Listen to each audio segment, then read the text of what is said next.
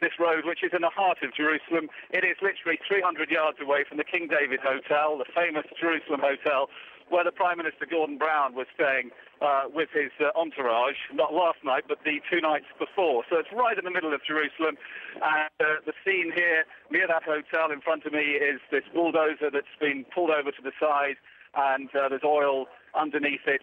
Up the road from that, a number of cars.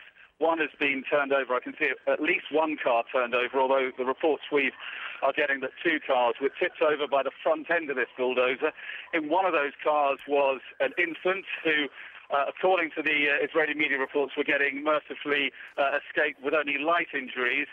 We understand another car was also turned over, and there are a number of cars that appear to have been rammed in this attack. I've just seen an old man who was taken away from the scene from the car. He was in not that badly damaged a car, but he looked very shaken.